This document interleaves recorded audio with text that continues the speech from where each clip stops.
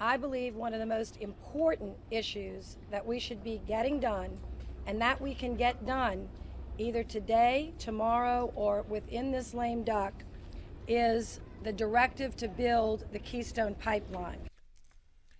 Finally, there will be a vote on the Keystone Pipeline project. Just the first strike in what will be months and perhaps even years of political dogfighting between the president and the new Congress. But perhaps more than any other issue, this one is fraught with more inaccuracies than Russian wheat projections. Let's dig for some factors, shall we?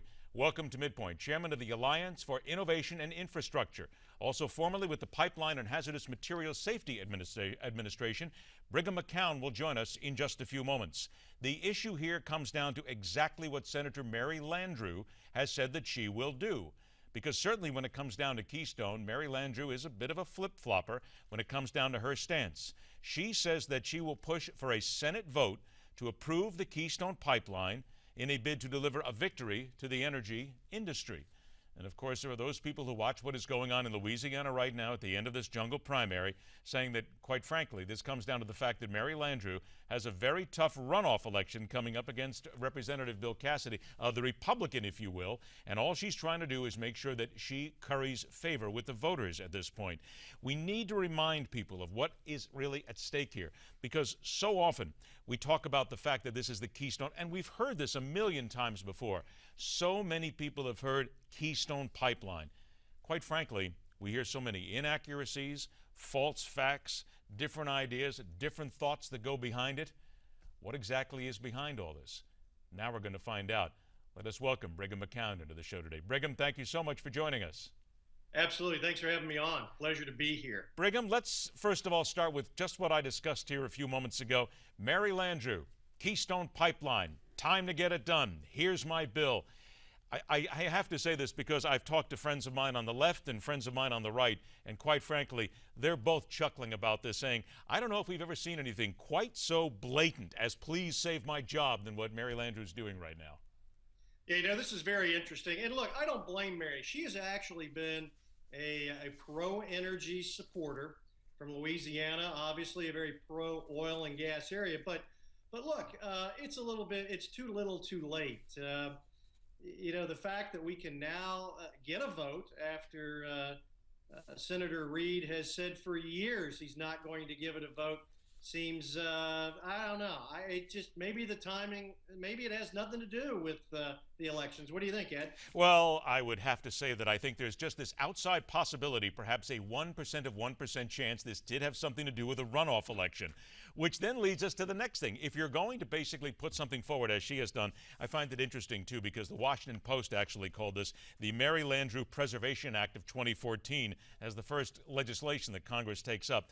But if we look at what she's doing and we look at what her opponent is basically presenting, what's the difference between the two? Well, first of all, Mary Landrieu represents the Democratic Party, represents the vision that President Obama has had for energy policy. The country has repudiated that energy policy. Everyone I talk to knows, the president just said a couple weeks ago, well, I have to let the process play out. We have been letting the process play out for 6 years, Ed, longer than it took the United States to win World War II. And we can't figure out, the administration can't figure out whether adding 852 miles of pipeline to our existing 2.5 million miles of pipeline is needed. Washington Post gave this a Pinocchio Award 6 months ago. Well, let's look at that, though, but with regard to the Cassidy-authored bill, between what Landrieu is pressing and what Cassidy is pressing, about a minute left and then we'll take a break. What's the difference between the two bills? Well, there's not a lot of difference, but both the Republicans have said that they want to push Keystone through. Senator Landrieu and Senator Heitkamp, both on the Democratic side, have said the same thing. They want to push Keystone through. It's, people are coalescing, and frankly, Keystone has bipartisan support, and I think we'll go through regardless of which bill gets there first. Do we think that Mary Landrieu here, we watches her, basically flips on the president and says, oh, no, I'm going to go ahead for this? Do you get the feeling there's a lot more? And you said bipartisan, though, but there are a lot more Democrats who probably would have flipped if they would have had the chance before this. Absolutely. This issue is hung around the Democrats' neck like an albatross. They want rid of the argument. It's a loser argument for them, and they know it. All right, they know it, and they're going to know it now when it comes up to a vote. Hang on just a sec. We're going to be right back to you. Second part of our discussion on the Keystone Pipeline. We need to get some reality on what this pipeline means to America, all right? Serious facts for a change. And at 43 minutes after the hour, one man who knows his way around Washington, and I recently asked him, do you trust anything that the president says? You'll hear his answer. Former Speaker of the House Newt Gingrich. So much more as MidPoint continues right here.